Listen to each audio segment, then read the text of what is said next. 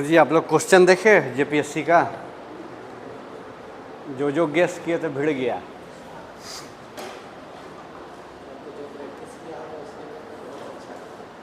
कुछ कुछ जन तो फ़ोन करके बोला कि सर वही प्रैक्टिस किए थे, बहुत अच्छा लिखाया। कुछ कुछ जन भटक गया। एसआई यूनिट से नहीं, हम साउंड वाला बोले थे, सेम टू सेम आ गया। एक तो डिफ़िकल्ट दे दिया था, तब भी हम क्लास में ही बोले थे कि देखिएगा अगर बड़ा क्वेश्चन देगा तो ऊर्जा से दे सकता है, सेकेंड टॉपिक पर है ना, कार्य शक्ति ऊर्जा, उसमें बोलते थे ना ऊर्जा से देगा, ऊर्जा ही से दिया। लेकिन थोड़ा डिफ़िकल्ट कर दिया था, वो सिंपल नहीं था। मेन था हम क्वेश्चन नहीं देख पाएगा, क्वेश्चन देख लेते तो पता चलता। पारिस्थितिकी पिरामिड बोले थे ना, आ गया। प्रदूषण आ गया, ठीक है। और जो थे नीचे, मतलब जो मेन से थे उनसे पूछेगा। हम उपग्रह भी बोले थे पढ़ने के लिए, साइंस टेक में उपग्रह भी आ गया। तो जो ध्यान दिया होगा तो अच्छा हो गया होगा। चलिए बढ़िया है, हो गया हो तो।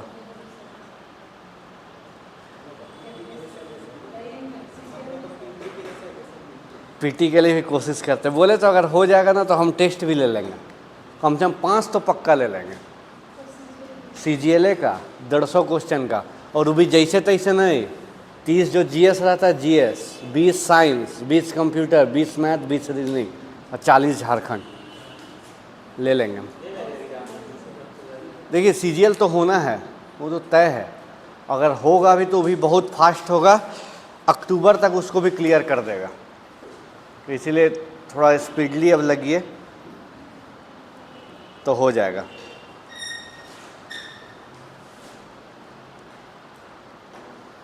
चांसेस है होने का, इसलिए ठीक है। अब तो जो हो गया, जेपीएससी जो देना था दे दिए। खाली जिनको 100 प्लस लग रहा है सीडीपीओ में, थोड़ा सा उस पर ध्यान दीजिए, क्या कि उसमें भी 25 दिन बचा है, ठीक है। 25 दिन ज़्यादा नहीं। और अब तो जेपीएससी का सिविल सर्विस हो गया। देखिएगा 1-2 दिन में हो सकता है आंसर की आ जाएगा, और 1 सप्ताह के अंदर शायद रिजल्ट भी दे देगा, ठीक है। रिजल्ट दिया, 1 सप्ताह फॉर्म भराएगा, फिर 19 से तो एग्ज़ाम ही है। तो इसलिए जिसका भी है, मतलब 100 प्लस सीडीपीओ लग रहा है, लग जाइए। मतलब जीएसए पढ़िए, ज़रूरी नहीं कि सभी चीज़ पढ़िए, फिर तो 1 सप्ताह बाद तो क्लियर हो जाएगा ना सब कुछ। रिजल्ट तो आने होगा। अगर 19 तारीख को मेंस लेना है तो अभी तक तो रिजल्ट कुछ दिन में देना होगा ना, क्योंकि फॉर्म भराएगा। फॉर्म भराने के बाद 1 सप्ताह, मतलब 1 सप्ताह कम से कम फॉर्म भराएगा, उसके बाद होगा। तो उस अनुसार थोड़ा सा, और सीजीएल भी चांस है, ठीक है। लगभग हल्ला तो सब सितंबर कर रहा है, उससे पहले भी होने का हो सकता है। और अगर सितंबर भी हुआ तो अक्टूबर तक फाइनल कर देगा उसको। तो समय फिर भी नहीं है। जो जनवरी के बाद छोड़ दिए थे उनके लिए फिर से शुरुआत करना होगा, और शुरुआत इतना आसान नहीं होता है, ठीक है। और एक सब्जेक्ट नहीं है, बहुत सारा सब्जेक्ट है, डायमेंशन बहुत है उसमें। तो इसलिए थोड़ा थोड़ा करते जाइए। और इसलिए भी बोल रहे हैं क्योंकि आपका अब सीधा टक्कर किससे होगा, जेपीएससी वाले लोग से। 7100 रिजल्ट है ना, 1200 को इंटरव्यू के लिए बुलाया जाएगा, 6000 तो बाहर हो गया सही। उसमें भी 900 लोग को बाहर करेगा, 300 लोग को लेना, 350 को। तो जेपीएससी से भी टक्कर है, जो जेपीएससी पास नहीं किया था उन लोग से भी टक्कर है, और जो सिर्फ सीजीएल में था, जो शुरू से पढ़ रहा, वो भी टक्कर में।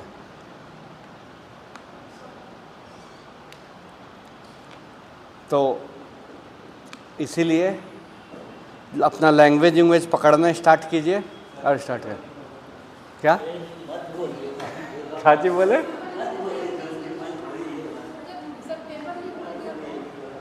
पेपर लीक हो, नहीं समझे। ओ दोबारा, अब नहीं होगा, अब नहीं होगा। अब अगर हो गया ना तो अब सरकार के लिए बहुत मुश्किल है। अब अगर पेपर लीक हुआ ना तो समझ लीजिए सीजीएल अब नहीं होगा, वो लटक गया, वो लटक गया, वो लटक गया। और अबरी वो फिर लटक जाएगा। फिर देखिए अगर नया गवर्नमेंट बना, अगर एनडीए बना, तो हो सकता फिर पीटी मेंस का कॉन्सेप्ट आ जाएगा, ठीक है। पीटी मेंस दोनों, CGL में था ना PT मेंस, ये ना अभी एक ही एग्ज़ाम है, तो फिर वही आ जाएगा, तो फिर डिले होगा। और अगर गलती से हो भी गया ना तो अवरी हल्ला नहीं होगा, अवरी उसी में पार करेगा, एकदम पक्का उसी में पार करेगा, बस बस बस बस वो सही पार होगा। अरे अब देखिए, जो भी हो, सही हो गलत हो उससे मतलब नहीं है, बस अपना एगो फिक्स कर लीजिए सीट, बाकी जो हो जाए। नहीं तो ऐसा करने से कोई फ़ायदा नहीं, वो बीतते जाएगा समय, यही होते रहेगा, कोई उपाय नहीं है उसमें। ठीक है, तो वो करते हैं और इधर कंप्लीट हो जाएगा। तो अगर बोलिएगा तो हम एक आध चैप्टर मैथ्स का पढ़ा देंगे। ठीक है, ठीक है, केमिस्ट्री भी हो जाएगा, मतलब साइंस और मैथ्स से लेके हम चलेंगे, थोड़ा बहुत रीजनिंग भी, क्षेत्रमिति सब पढ़ा देंगे, जिससे 2-3 क्वेश्चन आता ही आता है, तो थोड़ा बहुत फ़ायदा हो जाए। ठीक है, लेकिन इधर जल्दी से हो जाएगा, फिर कर देंगे। क्या? कौन? कब कब कब कब?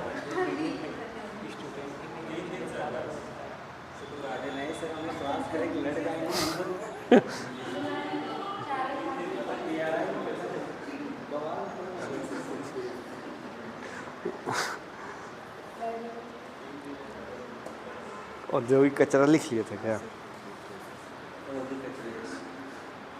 अच्छा चलिए, उसको देखते हैं, फिलहाल सब बैलेंस करके चलिए। बिहार में मतलब एक चीज़ आया कि जैसे वहाँ का जो जैसे एग्ज़ाम होता है जो बिहार का, उसको शायद वो BPSC कंडक्ट करने वाला शायद। देखिए सचिवालय का ना, हाँ, सचिवालय का। बिहार सचिवालय को जैसे JSSC लेता था ना, वैसे BSSC लेता था, लेकिन सचिवालय संघ लेटर लिखा है उधर मुख्यमंत्री को कि अब सचिवालय का एग्ज़ाम BPSC के थ्रू हो, क्योंकि सचिवालय छोटा मोटा पोस्ट नहीं, बहुत बड़ा पोस्ट है। अगर आप 21, 22, 25 साल में घुस रहे हैं तो अंडर सेक्रेटरी तक पहुंच जाइएगा, तो बहुत बड़ा चीज़ होता है। अगर JPSC जिसका चुका, उसके बाद अगर कोई पोस्ट है तो सचिवालय, ठीक है, वो भी असिस्टेंट सेक्शन ऑफिसर बना रहा, तो बड़ा पोस्ट है। आप हमेशा IAS के संपर्क में रहिएगा। ठीक है, तो बहुत सारा चीज़ है, लेकिन हाँ शानदार जॉब है। प्लस आप ऐसा जगह काम कर रहे हैं जो पूरे राज्य का प्रशासनिक केंद्र है, पूरा राज्य वहाँ से चल रहा है, हर डिपार्टमेंट, चाहे कोई भी डिपार्टमेंट ले लीजिए, सब वहीं से चल रहा है, तो बड़ा पोस्ट है। इसीलिए वहाँ चिट्ठी लिख दिया है कि अब BPSC करवाएगा, लेकिन अभी तक नहीं सुनवाई किया है। अब हो सकता है यहाँ भी कर दे तो JPSC करवाएगा। हाँ, टफ तो होगा, अगर JPSC करा दे तो और टफ हो जाएगा। जैसे 6ठा में बात हो रहा था राज्यपाल को, नहीं 7वां में, कि चिट्ठी दे के JPSC को नहीं UPSC कंडक्ट कराए यहाँ का एग्ज़ाम।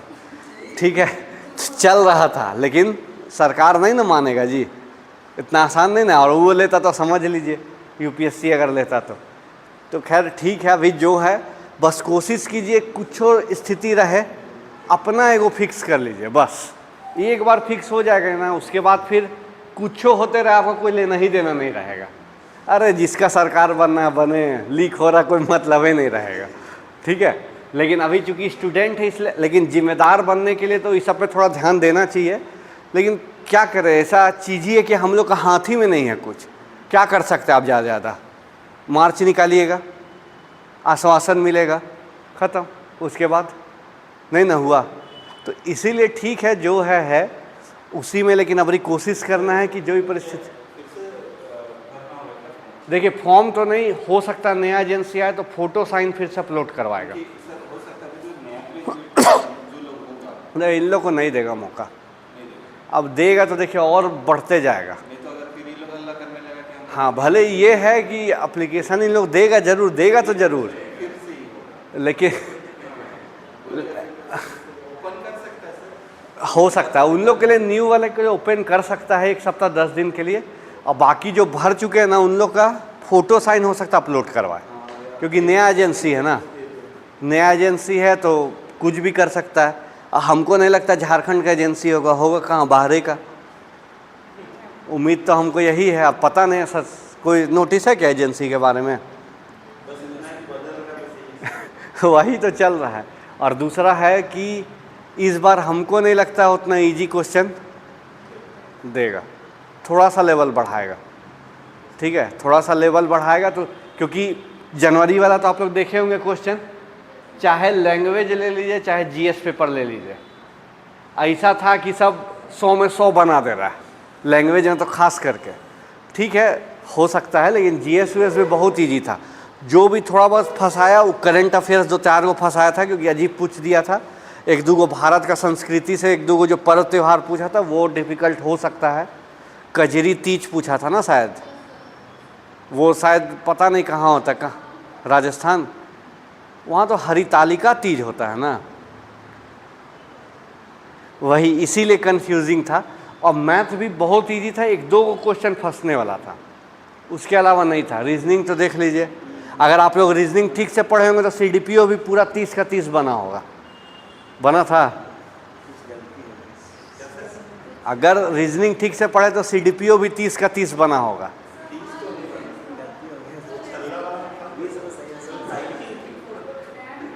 हाँ, वो हो सकता है। देखिए रीजनिंग में क्या है कि अभी सचिवालय में भी आप अगर ना कैलेंडर का कॉन्सेप्ट नहीं जानते और याद नहीं किए तो नहीं बनेगा, वो छोड़ दीजिए, वो नहीं बनेगा। उसका कॉन्सेप्ट पकड़ना होगा और याद करना होगा। हर बहुत जगह देखिएगा, आप यूट्यूब में भी सर्च कीजिएगा तो सबका अलग अलग मेथड है, कोई इस मेथड, कोई और। पॉसिबल नहीं है आपको दे दे अगर 15 अगस्त 1947 को कौन दिन था, तो आपका दिने गिनते रहेंगे तो ख़त्म हो जाएगा। तो इसीलिए कभी यूट्यूब में देखिएगा, अगर कैलेंडर का कोई कॉन्सेप्ट मिले, ठीक ठाक लगे और एक्यूरेट निकले, मतलब सामने रख के देखिएगा, आज का डेट निकाल के देखिए, अगर निकल रहा है कल का डेट निकालिए, जो आपका बर्थडे का डेट है वो याद है वो देखिए, तो सही है उसका कॉन्सेप्ट, उसको लेके याद करना होगा, ना तो नहीं बनेगा। ठीक है, एक वो, और दूसरा ठीक है पासा उसा तो छोटा मोटा चीज़ है, अगर उसको पकड़ लिए हैं एक बार तो वो नहीं गलती होगा। बाकी में आपको कॉन्सेप्ट याद नहीं करना पड़ेगा, थोड़ा बहुत जो है कैलेंडर। और क्लॉकवाइज घुमाए चाहे एंटी क्लॉकवाइज, बस आपको कॉमन पकड़ के चलना है, दोनों में से कोई भी चलाइए। लेकिन हाँ, दोनों पासा में एक ही चलाना है, अगर क्लॉकवाइज चलाए तो इसमें भी, एंटी क्लॉकवाइज चलाए तो इसमें भी। और एक तो थोड़ा सा कॉन्सेप्ट का चीज़ है, तो न्याय निगमम जानते हैं ना, सिलोजिसम, सिलॉक्स जिसको बोलते हैं, हाँ, ऑल ए इज़ बी, सभी ए इज़ बी है। अच्छा 150, वो भी अच्छा है। 150 में चांस कम है गलत होने का। उसको जानते हैं कि नहीं? वो 2-3 मेथड से बनता है। एक तो वेन डायग्राम, अच्छा उसको बता देंगे हम। और एक तो 100 और 50 लेके बनता है। अच्छा ठीक है, उसको हम बता देंगे। 100 जो भी ऑल होगा, नॉट होगा, उस सबको 100 लेते हैं, सम वाला को 50 लेते हैं। तो अच्छा वो ऐसे नहीं पता चलेगा, ऐसे नहीं पता चलेगा। ठीक है, उसको हम कर देंगे। जो जो डाउट होगा बोलेगा, हम इधर होने के बाद कर देंगे उसको, क्योंकि रिजल्ट ज़्यादा महत्वपूर्ण है। और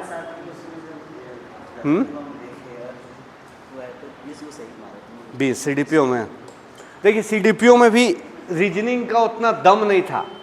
ठीक है, बहुत इजी था, थोड़ा सा आप दिमाग लगाइएगा तो बन जाता, बहुत हार्ड नहीं था। कोडिंग डिकोडिंग थोड़ा फंस सकता है, क्योंकि कोडिंग डिकोडिंग और सीरीज, जो सीरीज होता है नंबर सीरीज, 2, 4, 8 लिखा हुआ उसके बाद, और एगो लुप्त संख्या ज्ञात कीजिए। 3 क्वेश्चन, ये 3 क्वेश्चन ऐसा है कि अगर जो एग्जामिनर सेट किया है उसका सोच से आप चले तो पकड़ा जाएगा, और नहीं तो ना उसका 2-3 आंसर हो सकता है। आप कुछ अलग लॉजिक लगाए, एग्जामिनर कुछ अलग लॉजिक है, आंसर कुछ अलग हो सकता है, उसमें गलती हो सकता है। इसीलिए नहीं तो जनरली एक से बन जाना चाहिए, अगर नहीं बनता तो 2-3 आंसर हो सकता है। बहुत बार आप बनाइएगा, प्रैक्टिस कीजिएगा तो देखिएगा ये भी सही लग रहा है, ये भी सही लग रहा है, दोनों सही हो जाता है। तो अब एग्जामिनर क्या सेट किया, वही किस्मत का बात है। एग्जामिनर सेट किया होगा ए को लेके, आपका आंसर ए और बी दोनों आ रहा, हमारा आगे बी, गलत होगी। अब वही है कि आप चैलेंज कीजिएगा, और चैलेंज बोलेगा तो ये कैसे गलत है, हमको बताइए पहले, तो आप कुछ बोल ही नहीं सकते हैं। वो बोलेगा ए कैसे गलत हुआ, हम जो आंसर की दिए ए, आप मारे हैं बी, ए कैसे गलत हुआ, हमको पहले वो प्रूफ कीजिए, तब ना हम बी को सही मानेंगे। तो ये सब होता है। खैर ठीक है, चलिए उसको कर लेंगे हम लोग जो होगा। ठीक है, एक बार हम सीडीपीओ का ही पूरा बना देंगे रीजनिंग, उसके बाद फिर आगे बढ़ेंगे। ठीक है, पहले इसको कर लेते हैं। ये भी आपका कुछ कुछ ध्यान रखिएगा, आता है इसमें ओजोन से क्वेश्चन, ठीक है, CFC UFC जो है सबसे आता है, और जो कचरा खराब हो, ठीक। लिखिए नेक्स्ट खनन, कितना नंबर था? D। E नंबर लिखिए खनन, माइनिंग, खनन माइनिंग।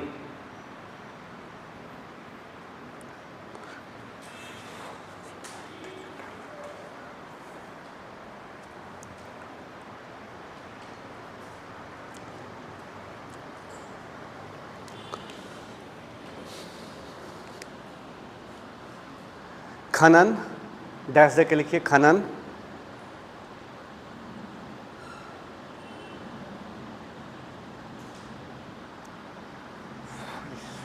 गर्मी बड़ी भयानक लग रहा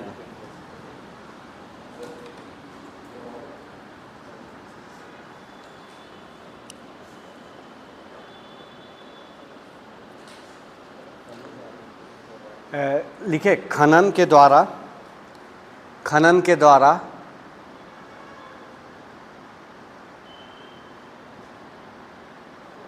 भूमि, खनन के द्वारा भूमि, जमीन, कौमा मृदा, कौमा जल, तीनों प्रदूषित होते हैं। और सॉरी, हवा भी कर लीजिए, भूमि, मृदा, जल, वायु सभी प्रदूषित होते हैं।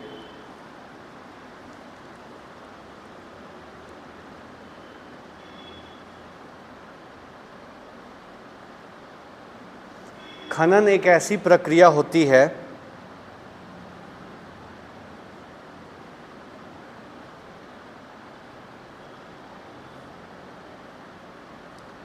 जिसके कारण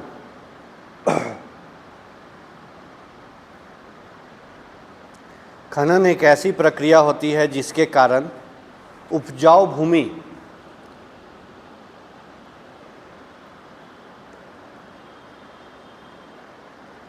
भूमि धीरे धीरे बंजर भूमि में बदल जाती है।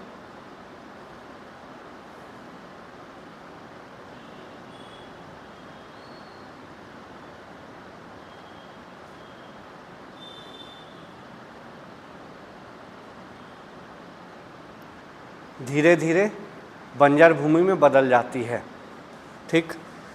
खनन संबंधी गतिविधियों से खनन संबंधी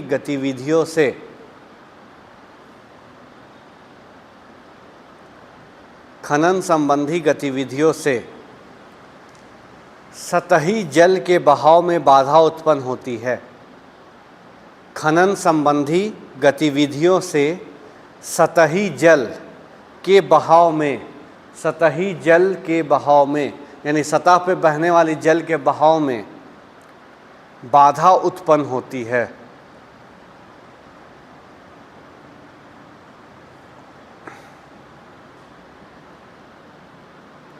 बाधा उत्पन्न होती है, ठीक है। बाधा मतलब कहने का मतलब, मान लीजिए नदी पार हो रहा है, अब वहाँ खनन होने लगा तो नदी का रूट बदल जाएगा ना। तो जहाँ पे नदी पहुँचना चाहिए था वहाँ नदी पहुँच नहीं पाई। अब नदी नहीं पहुँच पाई, हो सकता है नदी पे बहुत सारे वनस्पति जीव जंतु आश्रित होंगे, वहाँ पे नमी पहुँचा नहीं तो धीरे धीरे वो सूखने लगेगा, और सूखा तो बंजर होने लगेगा, क्योंकि जब तक जल नहीं मिलेगा भूमि बंजर ही रहेगा। अभी गर्मी में देख लिए, बहुत सारा पेड़ पौधा खुद ब खुद स्वतः सूखने लगा, ज़मीन फटने लगी, मिट्टी तरफ फट रहा था ना। अब देखिएगा जैसे बरसात आएगी अपने आप वापस से पेड़ पौधा उगने लगेंगे।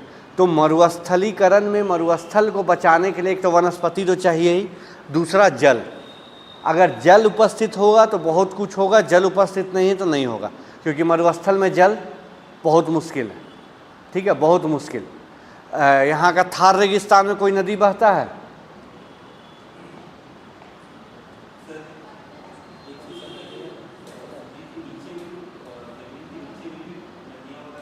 हाँ है। देखिए जो हिमालय से निकलता है ना, वो जैसे पहाड़ पार करता है तो बड़ा बड़ा पत्थर मिलता है तो उसके अंदर घुस जाता है, और फिर जब मैदान आता है तो फिर बाहर आ जाता है। उसका नाम हम भूल रहे, क्या तो उसको बोलते हैं, बोल सकते, लेकिन अब तो लुप्त हो गई हैं पूरा। बोला जाता है कि वो निकलती है और सीधा प्रयागराज में 3 धारा में उनका नाम आ जाता है। ठीक है, दिख जाएगा आपको, 3 धारा एकदम दिखेगा। प्रयागराज जान रहे हैं ना, इलाहाबाद जिसका नाम था, वहाँ संगम है किसकी नदी का? गंगा, यमुना, सरस्वती। ठीक है, तो सरस्वती नदी इधर ही से आपका राजस्थान तरफ से आती है, मध्य प्रदेश होते हुए इधर घुसती है, लेकिन आपको दिखेगा नहीं। लेकिन जहाँ पे संगम है ना, वहाँ पे आपको 3 धारा जरूर दिख जाएगा, अलग अलग रंग का पानी। तो उसी में माना जाता है कि ये सरस्वती नदी है। लेकिन आप जो बोले ना, वो हिमालय वाला कॉन्सेप्ट में ज़रूर आता है, एकदम पक्का, वो आपको दिखेगा भी। जो हिमालय से नदियाँ नीचे निकलती है, वो पहाड़ छोड़ने के बाद बड़ा बड़ा पत्थरों के नीचे से बहती है, आपको पता ही नहीं चलेगा नदी है। और फिर जैसे पत्थर पार होता है तो फिर नदी मैदान में प्रवेश करती है तो दिखने लगती है। उस क्या तो उस प्रक्रिया को बोलते हैं, हम नाम उसका भूल रहे हैं। कोई है राजस्थान में नदी? लूनी नदी का नाम सुने हैं? कहाँ है लूनी नदी? लूनी नदी उधर ही ना बहता है जो कच्छ का रण में फिर गायब हो जाता है। तो देखिएगा, छठा जेपीएससी में मिलान करने में आया था, लूनी नदी, तुंगभद्रा नदी, सब चीज़। तो वो नदी है, लेकिन वही है कि इतना ज़्यादा बहाव नहीं है कि क्या कर सके, हरियाली वापस आए। तो जो है छोटा मोटा उसी में काम होना होगा। तो इसीलिए सबसे ज़्यादा ज़रूरी क्या हो जाता है? जल। और जल अभी रेगिस्तान, राजस्थान छोटा एरिया नहीं है, बहुत बड़ा एरिया है। उतने बड़ा एरिया को पानी देना सबका बस का बात नहीं है, तो जिस कारण ये होता है। ठीक है, तो खनन क्या करता है? सतही जल के बहाव में बाधा उत्पन्न कर देगा। बाधा उत्पन्न हो गया, या तो उसका रास्ता बदल गया, या वो क्या होगा, खनन के अंदर घुस जाएगा। होगा ना, खनन नीचे ही ना होगा, तो नदी क्या होगा, नीचे। नीचे से फिर जहाँ निकलना तो उस आसपास का एरिया ख़त्म हो जाएगा। ठीक है, तो बाधा उत्पन्न होती है, लिखे उसके नीचे, अब आगे लिखिए, वनस्पतियां नष्ट होने से, वनस्पतियां नष्ट होने से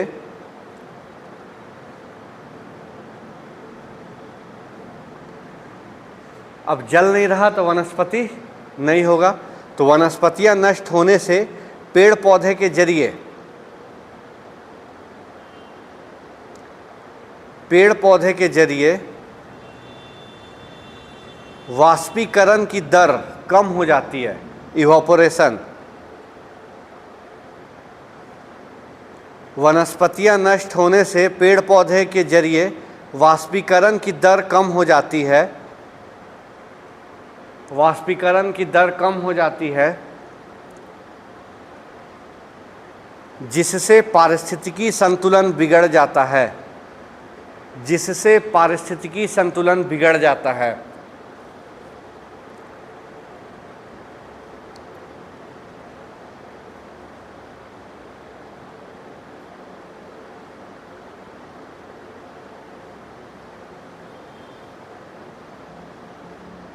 ठीक, जिससे पारिस्थितिकी संतुलन बिगड़ जाता है। ठीक है, एक और इसी में लिख लीजिए, सोडियम खनिज की खुदाई संबंधी गतिविधि से, सोडियम, सोडियम का उसी में आगे बढ़ाई ना। सोडियम को केमिस्ट्री में कौन सा नाम से लिखते हैं? Na। उसका परमाणु संख्या 11, 2 8 1, एक हो गया उसका वैलेंसी, संयोजकता। ठीक है, एक वो दे के अपना संतृप्त हो जाएगा। लिखिए, सोडियम खनिजों की खुदाई संबंधी, उसी में आगे बढ़ाइए, सोडियम खनिजों की खुदाई संबंधी, सोडियम खनिजों की खुदाई संबंधी गतिविधियों से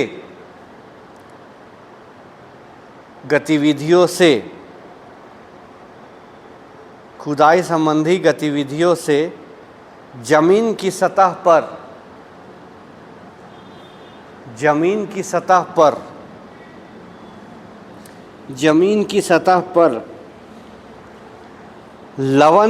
लवणों की मात्रा बढ़ जाती है, लवणों की मात्रा बढ़ जाती है, लवणों की मात्रा बढ़ जाती है, जिससे पेड़ पौधे और वनस्पतियाँ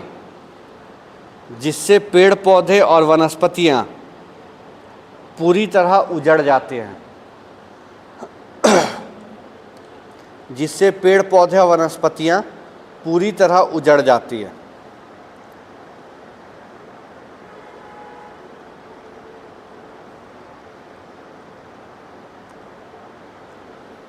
जिससे पेड़ पौधे वनस्पतियाँ पूरी तरह उजड़ जाती है। ठीक है, तो ये होगा तो क्या होगा, वनस्पति हटा, मरुस्थलीकरण बढ़ेगा। तो ये मानवीय कारण हो गया कि हम क्या कर रहे, खुदाई कर रहे, खुदाई में जो भी उपजाऊ ज़मीन था, वन था, उसको काट दिए तो होगा यही परिणाम। ठीक है, और कभी अगर आप लोग खुदाई वाला एरिया इसे टीवी वी में भी देखे होंगे तो देखिए पूरा धूल उड़ते रहेगा, खाली ट्रक चलते रहेगा और माल उसमें लोड होते रहता है। तो क्या है, वो प्रकृति से हम लोग निकालते जा रहे हैं, आसपास का एरिया बंजर होते जाएगा। वहाँ जो पब्लिक काम करते हैं उन लोग का भी स्थिति देख लीजिए। ठीक है, वही होता है, इसलिए उन लोग को सांस की बीमारी बहुत ज़्यादा होने लगती है, क्योंकि क्या होता है, डस्ट उड़ते रहेगा तो आपको मिलेगा ही मिलेगा। ठीक है, अब लिखिए प्राकृतिक कारण, ये मानव निर्मित कारण लिख लिए, ए नंबर लिखे थे कि 1 नंबर लिखे थे, 1 लिखे थे शायद, पलटिए 1 नंबर, अब 2 नंबर, 1 नंबर का ई तक लिख लिया ना, खनन, ये मानव निर्मित कारक था। अब लिखेंगे हम लोग प्राकृतिक कारक, वो मानव निर्मित कारण था, अब प्राकृतिक कारण, 2nd नंबर।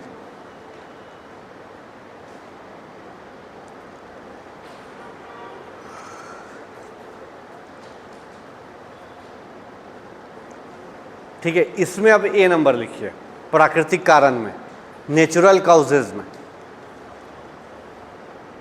प्राकृतिक आपदाएं, नेचुरल डिजास्टर, प्राकृतिक आपदाएं जैसे बाढ़,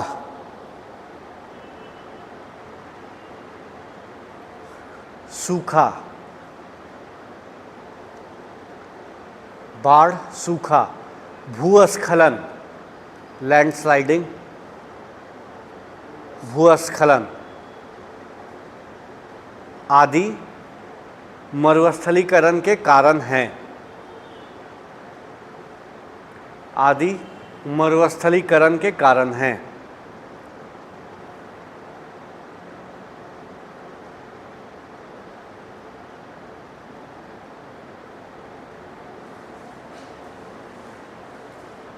ठीक है, ए नंबर हो गया।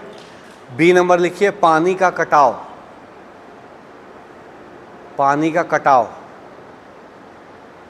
डैश दे के लिखिए। पानी के कटाव से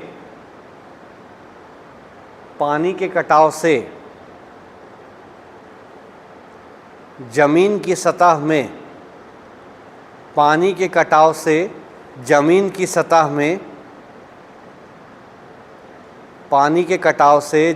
सतह में, कई तरह के बदलाव आते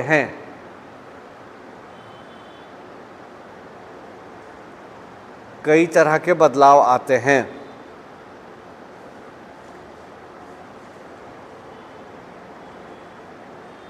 और भूक्षरण,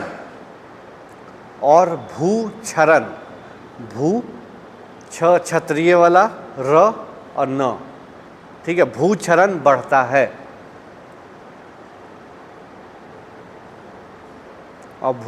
बढ़ता है, फुल स्टॉप। नदियों से होने वाले जमीन के कटाव के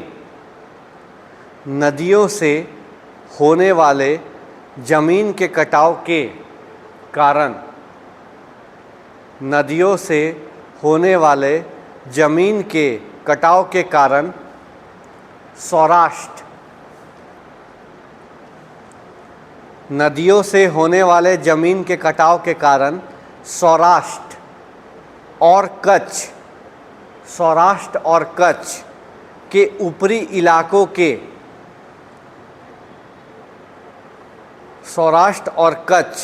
के ऊपरी इलाकों के काफ़ी बड़े क्षेत्र प्रभावित हुए हैं। ऊपरी इलाकों के काफ़ी बड़े क्षेत्र प्रभावित हुए हैं। ठीक है, यानी पानी जैसे जैसे सतह को काट के बनाते जाता है भूमि, तो बंजर होते जाएगा। बंजर होगा तो आप वनस्पति नहीं होगा, क्योंकि मृदा है। हो सकता है नदी आया, मृदा को बहा के ले गया, तो वो आसपास का एरिया मृदा विहीन हो गया, तो जिस कारण ये होता है। ठीक है, बी महाराष्ट्र का एक पार्ट है, सौराष्ट्र गुजरात का एक पार्ट है, सॉरी गुजरात का एक पार्ट है। रणजी ट्रॉफी सुने हैं नाम, उसमें पिछला बार सौराष्ट्र जीता था। ठीक है, तो गुजरात का एक एरिया को सौराष्ट्र बोलते हैं। सी नंबर, हवा से मृदा का कटाव। हवा से मृदा का कटाव,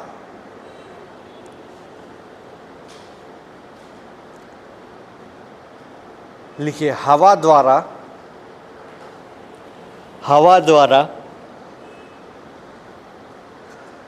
रेत का अतिक्रमण। हवा द्वारा रेत यानी बालू, रेत का अतिक्रमण भूमि की उर्वरता को कम करता है।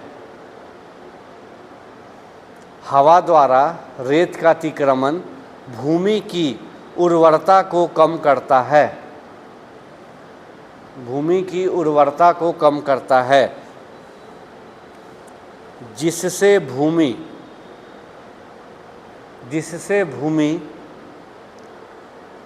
मरुस्थलीकरण के लिए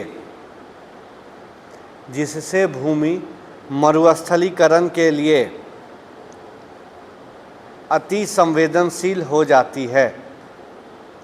जिससे भूमि मरुस्थलीकरण के लिए अति संवेदनशील हो जाती है।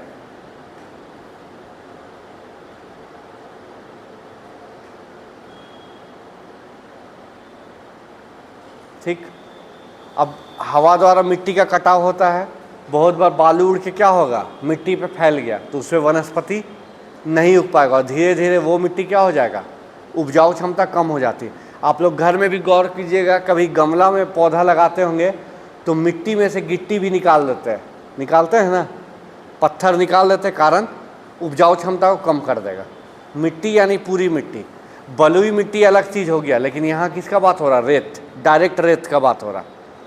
ठीक है, कितना नंबर लिखिए, डी नंबर लिखिए।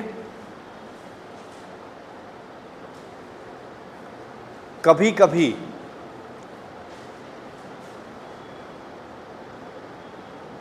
वृष्टि छाया क्षेत्र यानी वर्षा छाया क्षेत्र भी मरुस्थल का कारण बन जाता है। कभी कभी वृष्टि छाया क्षेत्र, ब्रैकेट में नहीं समझ में आया तो वर्षा छाया क्षेत्र लिख लीजिए। वर्षा छाया क्षेत्र भी मरुस्थलीकरण का कारण बन जाता है।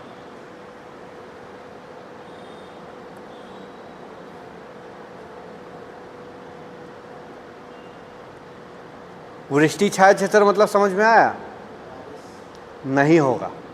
ठीक है, जैसे अगर झारखंड में वृष्टि छाया क्षेत्र कौन सा है, पलामू, वहाँ बहुत कम बारिश होगा।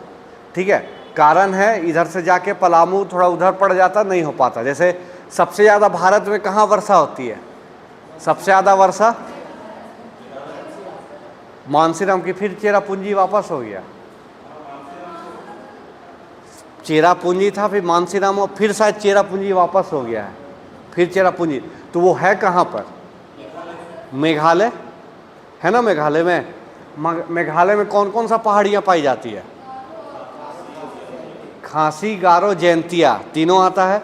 तो देखिए पहाड़ है बड़ा बड़ा, जो भी मानसून का बादल आया वही आसपास घिरने लगता है और बारिश होने लगता है। तो देखिए मेघालय में बहुत ज़्यादा बारिश होता है।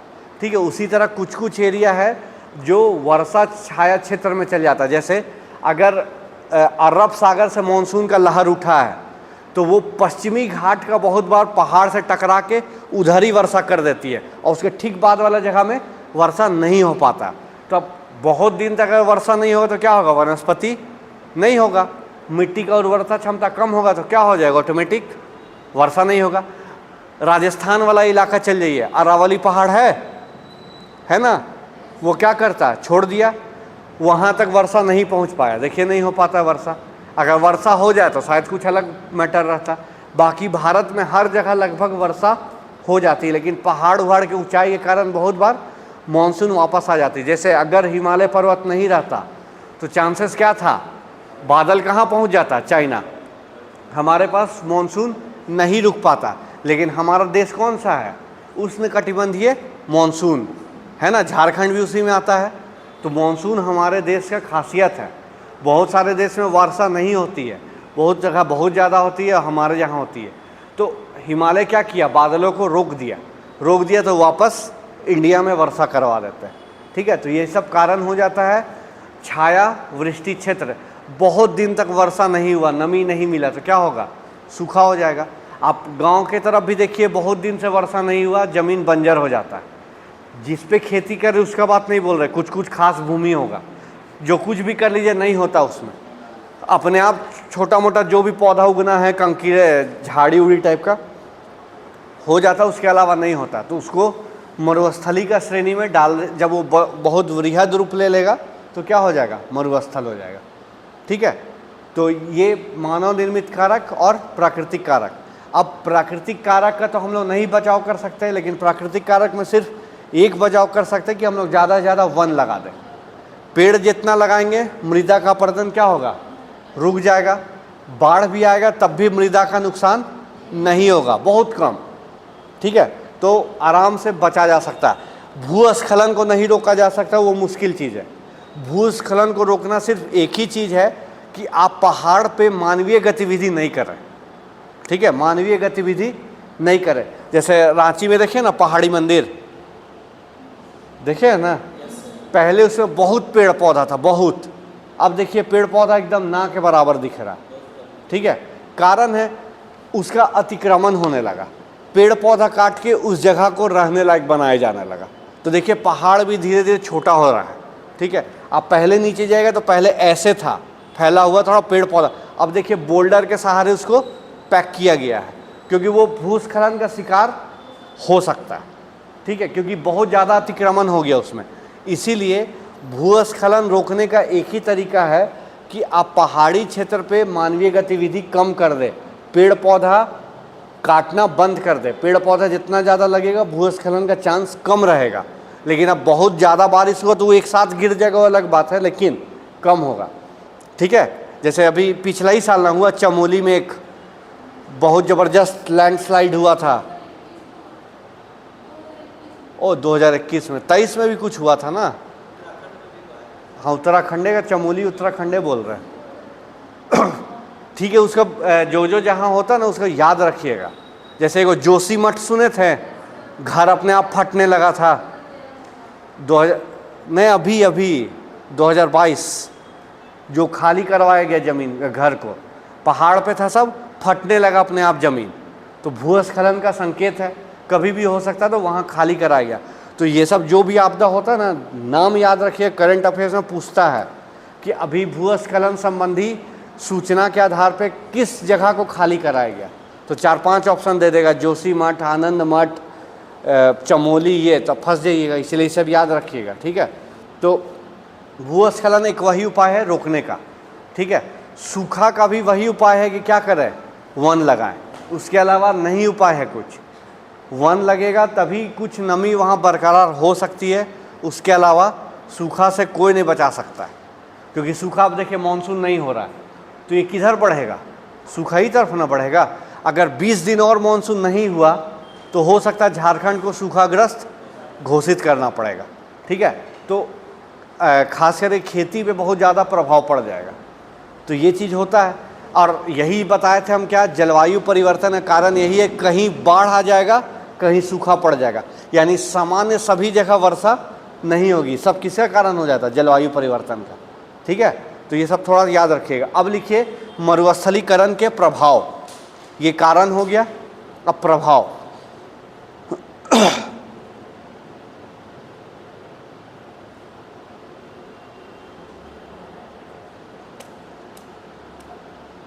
मरुस्थलीकरण के प्रभाव। डैश देखिए पहला नंबर,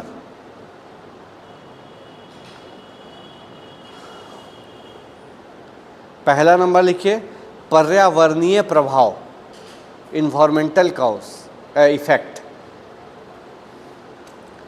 पर्यावरणीय प्रभाव। ठीक है, इसमें डैश देके लिखिएगा। पर्यावरण समझ गए, आसपास का परिवेश जिसमें जैविक अजैविक दोनों घटक रह रहे हैं जो हमारे जीवन के लिए उत्तरदायी है, उसमें जो प्रभाव पड़ेगा वही होगा पर्यावरणीय प्रभाव। और हम लोग सब चीज़ हमारे लिए इम्पोर्टेंट है, मृदा भी है, जल भी है, वायु भी है, सारा कुछ, यानी स्थल मंडल, जल मंडल, वायुमंडल, तीनों हमारे लिए जरूरी है। और तीनों मिल के क्या बनाया, जैव मंडल, जो कॉमन क्षेत्र होगा। ठीक है, उसके अलावा नहीं होगा। ये SSC CGL का फॉर्म आया है सेंट्रल, 17,000 कुछ वैकेंसी है, भर दीजिए। PT में क्या है, 25 question maths, 25 question reasoning, 25 question यही GS और करंट अफेयर्स, और 25 क्वेश्चन इंग्लिश। ठीक है, इंग्लिश ज़्यादा टफ नहीं देता, थोड़ा बहुत व्याकरण अगर पढ़ें, grammar, direct indirect speech, voice, direct indirect voice, noun pronoun, adverb, adjective, यही सबसे पूछता है। 25 क्वेश्चन 1 घंटा, यानी 100 क्वेश्चन है, ऑनलाइन होगा एग्ज़ाम PT के लिए। तो दीजिए। रीजनिंग थोड़ा सा वर्बल नॉन वर्बल सब रहेगा, और मैथ्स एडवांस मैथ्स भी रहेगा, यानी ज्योमेट्री, मेंसुरेशन, ट्रिग्नोमेट्री सब रहेगा, अलजेब्रा सब रहेगा। ठीक है, तो थोड़ा थोड़ा आपको जो इसमें पढ़ना है सेम चीज़ किसमें पढ़ना है, सचिवालय, सेम, अंतर नहीं, अंतर सिर्फ इंग्लिश का, इंग्लिश वहाँ आपको क्वालिफाइंग पढ़ना है, यहाँ थोड़ा नंबर वाला पढ़ना है। तो मौका है, सितंबर में बोला है PT का, अब ये 1 महीना समय, 1 महीना तो फॉर्म में भराएगा, 2 महीना समय, साथ में दोनों को लेके चलिए जहाँ तक पहुँच पाए। मान लीजिए इंग्लिश नहीं भी सक रहे, छोड़ दीजिए, 75 में कम से कम 65 लाने की कोशिश कीजिए, चांस एकदम बन जाएगा, हो जाएगा। ठीक है, क्योंकि कट ऑफ भी वही जाता है 60 62, जनरल का बोल रहा है 65, तो चांसेस है। तो करिए इसको, उसके बाद फिर सेकेंड ईयर होगा, तब फिर रीजनिंग आएगा, मैथ्स आएगा, इंग्लिश आएगा। बहुत शानदार पोस्ट होता है इसमें। जैसे अभी हम लोग जो सचिवालय का दे रहे, कहाँ का दे रहे, झारखंड सचिवालय, सेंट्रल दीजिएगा तो दिल्ली सचिवालय, हो सकता है प्रधानमंत्री साथ बैठने का मौका मिल जाएगा। ठीक है, गृह मंत्री साथ का ऑफिस में आप रहिएगा, और वहाँ 4800 ग्रेड पे है, यहाँ 4600 है, वो 4800 है, आपका सीधा सैलरी 75 प्लस होगा, और प्लस वो सेंट्रल जॉब होगा, और दबदबा कि भारत चला रहे हैं हम वहाँ से, यहाँ से झारखंड चलेगा ना, वहाँ से भारत चलेगा, तो बड़ा पोस्ट है। दूसरा, इनकम टैक्स में सब इंस्पेक्टर, इनकम टैक्स जानिए रहे हैं, सेल टैक्स में सब इंस्पेक्टर, एक्साइज में सब इंस्पेक्टर, तो बहुत अच्छा पोस्ट है। ठीक है, लेकिन हाँ, बोलना और सुनना बहुत अच्छा है। ठीक है, बोलने और सुनने में हम पहले ही बोले बहुत अच्छा लगेगा, अरे IAS का रिजल्ट है, ये है, वो है, लेकिन जो उसके पीछे मेहनत है, जो आपको लगना होगा, वो आप ही जानिएगा, और कोई नहीं जान पाएगा। बाकी को कोई मतलब नहीं आप कितना घंटा पढ़ रहे, क्या कर रहे, बाकी को क्या मतलब है, सिर्फ आपका रिजल्ट हुआ कि नहीं हुआ। नहीं हुआ तो बोलेगा अभी तक पढ़ ही रहा है, और हो गया तो बोलेगा हमको तो पते था, निकालेगा, मेहनती था लड़का। यही ना होता है। तो इसीलिए बोलना बहुत आसान है, लेकिन हाँ देखिए CGL में कोई कोई पोस्ट 4200 पे भी है, 4600 पे भी है, 4800 पे भी है, तो अच्छा है, भरिए, मौका मिला है तो एकदम भरना चाहिए। और सुनने में आ रहा है कि शायद रेलवे का भी आने वाला है। ठीक है, यही स्टेशन मास्टर वाला जो NTPC हुआ था ना, रेलवे का भी अच्छा खासा वैकेंसी आने वाला है। तो क्या होगा, सब होगा, हो गया ना, सरकार बन गया ना, तो वो तो केंद्र का है ना, सब होगा। मतलब देखिए इसलिए बोल रहे ना, क्योंकि तैयारी रखना जरूरी है, तो कब आके पार हो जाएगा नहीं पता चलेगा। कौन सा, हाँ, तो वो तो ये मांगता है ना टेक्निकल डिग्री, तो वो तो नहीं हो पाएगा। लेकिन बाकी जो नॉर्मल पोस्ट है उस पर चांस है, लेकिन तैयारी रखिएगा तब ना उसमें, क्योंकि देखबे करते हैं 3-3 करोड़ 4-4 करोड़ पब्लिक भरता है, सीट रहता 35,000, तो आसान नहीं है। अब प्लस ऑल ओवर इंडिया है, नॉर्मलाइजेशन है, ये है वो है, बहुत चीज़ है। तो आपको उसमें अपना मेरिट में आना होगा तो सब होगा, नहीं तो फिर दिक्कत है। ठीक है, तो थोड़ा थोड़ा ज़रूर पढ़ते रहिए। और जैसा सुनने में आ रहा है कि जेपीएससी फिर से शायद मौका देगा, फिर से फॉर्म आने का हल्ला है, लेकिन पीटी सितंबर अक्टूबर में शायद हो जाए। ठीक है, तो अच्छा है, तब तक आपका इधर बहुत चीज़ कंप्लीट है, तो पीटी में ध्यान दीजिएगा, तो हो गया तो हो गया। ठीक है, तो थोड़ा थोड़ा पढ़ते रहिए, अब सीरियस हो जाइए, बहुत कुछ होने वाला है। क्योंकि आज एक थोड़ा मुराबादी में लग रहा है स्टेज सज रहा है, हमको लगता है पीजीटी वाला लोग को ज्वाइनिंग के लिए है शायद।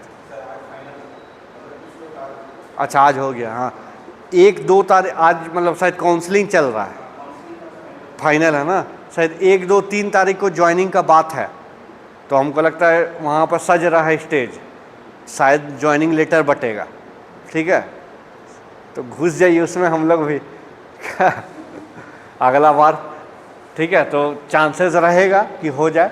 तो इसीलिए, क्योंकि कल परसों भी पेपर में सुने कि मुख्यमंत्री जी बोले हैं जल्दी जल्दी वैकेंसी क्लियर करवाने, तो बहुत सारा वैकेंसी क्लियर होगा, तो समय नहीं देगा। जैसे जेपीएससी हुआ ना, सीडीपीओ हुआ, सेम प्रोसेस हो जाएगा एकदम तुरंत। पता चला आज शाम में गए, चाय पी के घर में बैठे हुए हैं, सीजीएल का नोटिस कि 27 जुलाई को एग्ज़ाम तो हो सकता है। ठीक है, इसलिए तैयार रहिएगा। मरुस्थलीकरण के प्रभाव, ए नंबर लिखिए, पर्यावरणीय प्रभाव, उसमें लिखिए डैश देके वनस्पति का विनाश।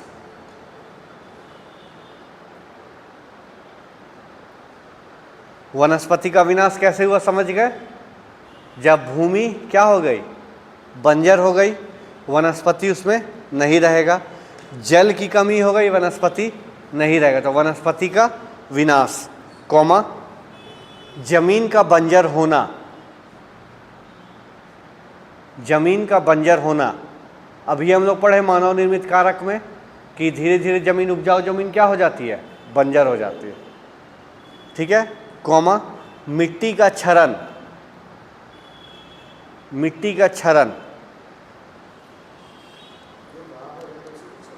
हाँ कटाव, क्षरण।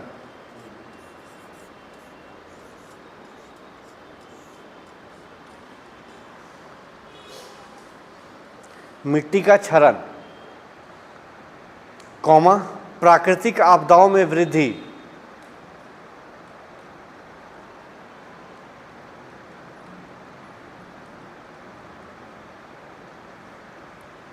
प्राकृतिक आपदाओं में वृद्धि।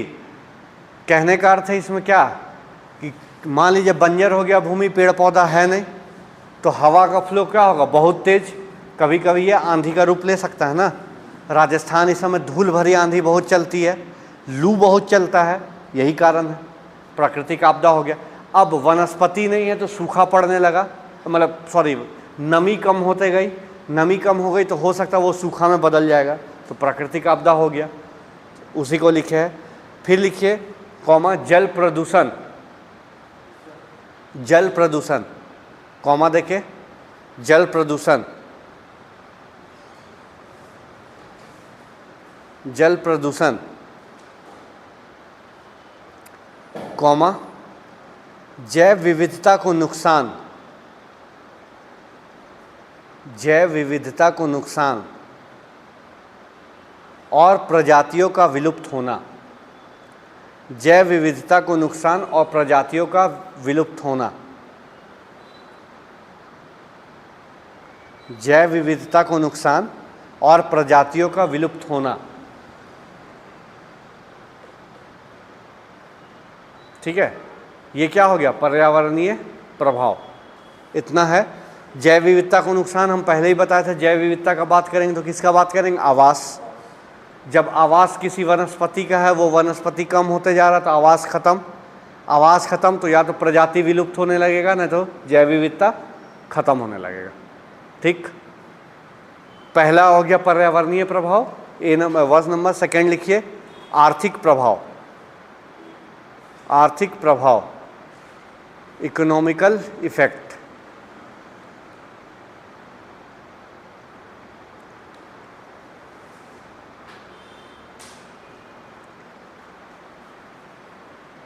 आर्थिक प्रभाव, इसमें लिखिए प्राकृतिक जोखिम की घटनाओं में वृद्धि होती है। प्राकृतिक जोखिम की घटनाओं में वृद्धि होती है। प्राकृतिक जोखिम की घटनाओं में वृद्धि होती है। प्राकृतिक जोखिम की घटनाओं में वृद्धि होती है, जैसे बाढ़, फ्लड, भूस्खलन, लैंडस्लाइडिंग आदि।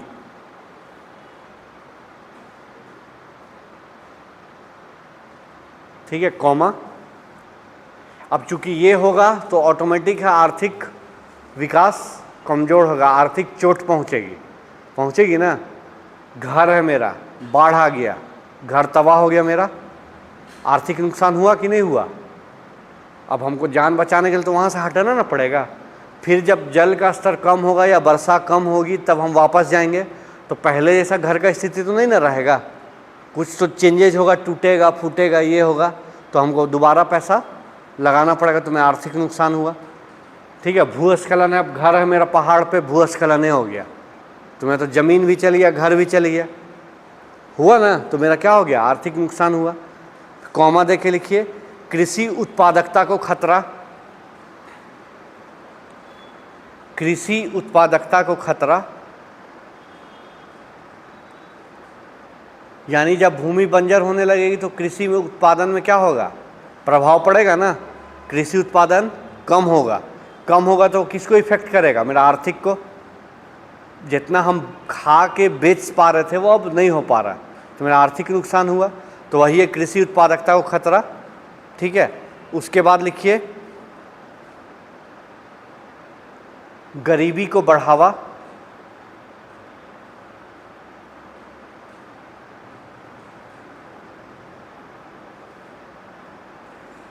ये कैसे होगा, अगर मरुस्थलीकरण हुआ तो खेत में जो मजदूर काम कर रहे हैं उनका रोजगार क्या होगा, खत्म। अब रोजगार खत्म तो जो जहाँ थे वहीं आ गए, तो हो सकता है वो गरीबी रेखा में आ जाए, तो गरीबी को बढ़ावा मिलेगा। प्लस मेरे पास 5 एकड़ ज़मीन पे खेती हो रहा था, मरुस्थलीकरण का प्रभाव के कारण 3 एकड़ ज़मीन बंजर हो गया, मरुस्थल बढ़ गया, 2 एकड़ बढ़ा तो क्या हो गया, मेरा आर्थिक स्थिति कमज़ोर हो गया, हो सकता है हम गरीब बन जाएंगे, होगा ना, हो सकता है ना। तो ये क्या है, गरीबी को बढ़ावा, इसी कारण लिखें। ठीक है, उसके बाद लिखिए पर्यावरण प्रभाव हो गया, आर्थिक प्रभाव हो गया। 3rd नंबर सामाजिक प्रभाव,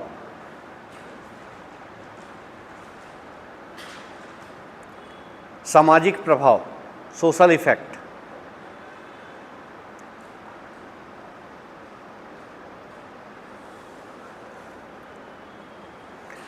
अकाल, उसमें लिखिए अकाल, कौमा गरीबी के कारण, अकाल गरीबी के कारण सामाजिक संघर्षों की स्थिति,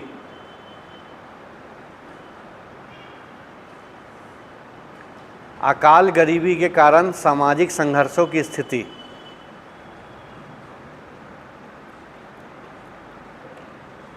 ठीक है,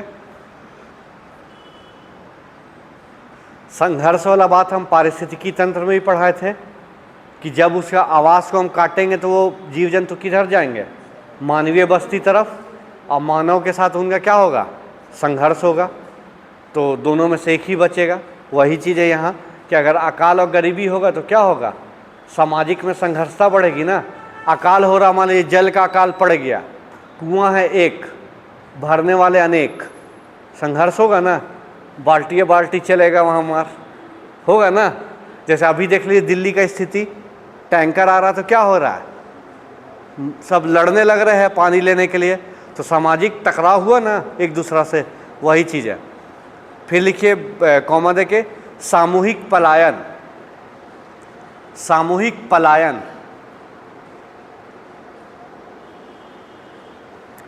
सामूहिक पलायन यानी अपना क्षेत्र को छोड़ के चल जाना।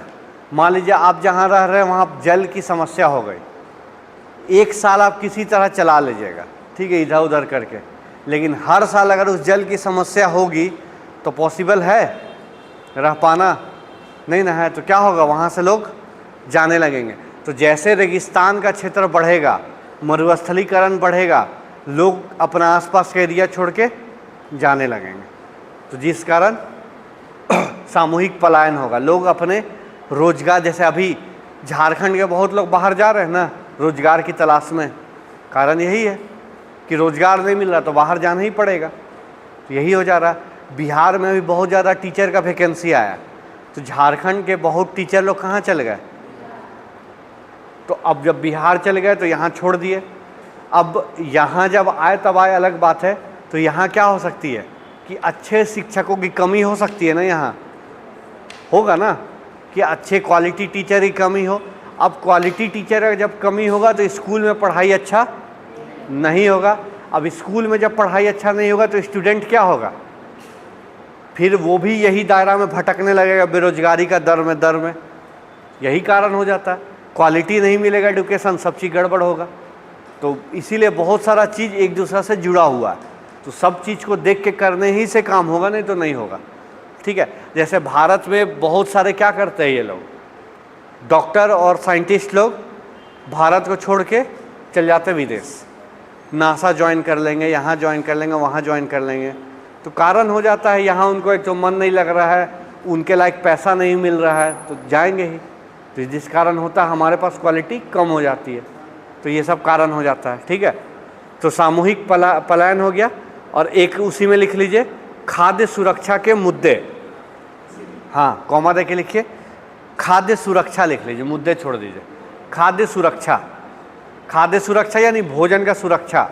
अगर मरुस्थलीकरण होगा तो क्या होगा, हमें अनाज बचाना पड़ जाएगा, क्योंकि मरुस्थलीकरण बढ़ेगा तो बंजर भूमि बढ़ा ना, तो कृषि युक्त भूमि कम हुआ, कृषि उत्पादकता कम हो गई तो क्या होगा, हमें खाद्य सुरक्षा करना पड़ जाएगा। तो ये हो गया क्या स्थिति। अब खाली छोटा सा लिखिए उसमें, भारत में मरुस्थलीकरण की स्थिति। नेक्स्ट टॉपिक, भारत में मरुस्थलीकरण की स्थिति।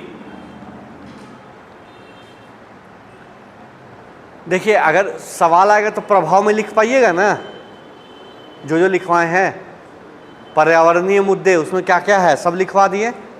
इसको थोड़ा 1-2 लाइन लिख दीजिएगा कि पर्यावरणीय मुद्दे में भूमि बंजर होगा, ये बंजर होगा, तो ये होगा, वो होगा, हो गया, ठीक है।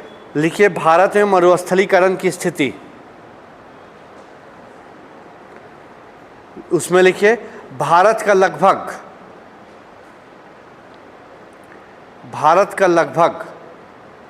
96 मिलियन हेक्टेयर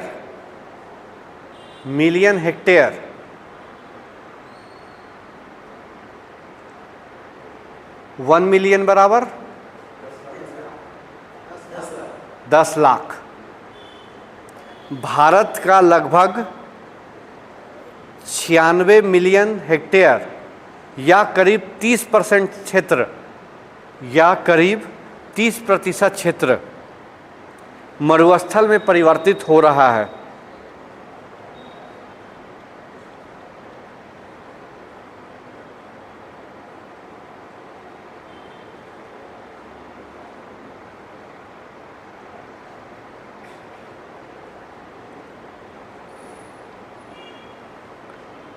ठीक है, उसी में आगे लिखिए विज्ञान और पर्यावरण केंद्र की एक रिपोर्ट के अनुसार, विज्ञान और पर्यावरण केंद्र centre for science and environment, विज्ञान और पर्यावरण केंद्र की एक रिपोर्ट के अनुसार भारत